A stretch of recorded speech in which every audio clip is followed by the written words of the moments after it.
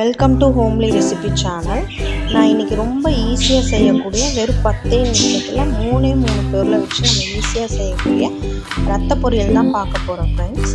நான் சின்ன வெங்காயம் இது கொஞ்சம் அதிகமாக யூஸ் பண்ணுவேன். அதிகமாக போட்டோம்னா இதோட டேஸ்ட் ரொம்பவுமே நல்லாயிருக்கும். எதுவுமே போட வேண்டாம், வெறும் சின்ன வெங்காயம், பச்சை மிளகா, கருவேப்பிலை, இது 3 மட்டும் போட்டாவே சூப்பராகவே இருக்கும். சின்ன வெங்காயம் நம்ம எந்த அளவுக்கு சேர்க்கணுமோ அந்த அளவுக்கு நல்லாவே இருக்கும்.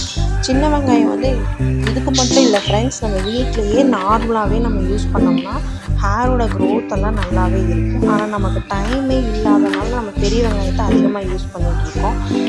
நம்ம கொஞ்சம் இது பாதி அது பாதி கொஞ்சம் சமையலுக்கு ஆட் பண்ணிட்டோம்னா கொஞ்சம் நல்லாவே இருக்கும்னு சொல்லிட்டு நான் நம்ம ஹார்ட் பேஷண்ட்க்குலாம் ரொம்பவே ஹெல்ப்ஃபுல்லாக இருக்கும். ட்ரை பண்ணுங்கள். இப்போ நம்ம வீடியோக்குள்ளே போகலாமா? க்ளீன் பண்ணி வச்சுருக்க ரத்தத்தை எடுத்து வச்சுருக்கேன். இப்போ ஒரு கடாயில் ஆயில் ஊற்றி கொஞ்சமாக கடுகு போட்டு சின்ன வெங்காயம், பச்சை மிளகா, கருவேப்பிலை 3 ஆட் பண்ணிக்குவோம்.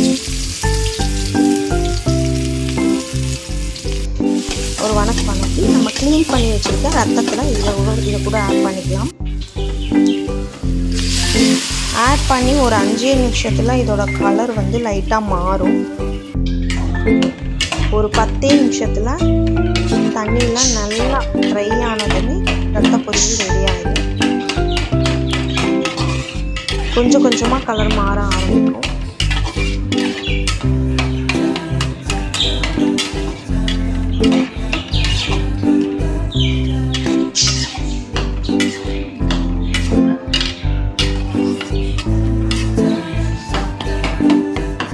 அவ்வளோதான் ஃப்ரெண்ட்ஸ், தண்ணி மட்டும் ட்ரை ஆச்சுன்னா அவ்வளோதான். ஓகே, ட்ரை ஆகி ஒரு 5 minutes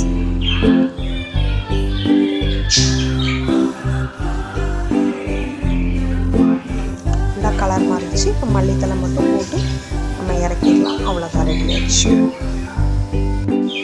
okay, bye. Please subscribe my channel. Bye.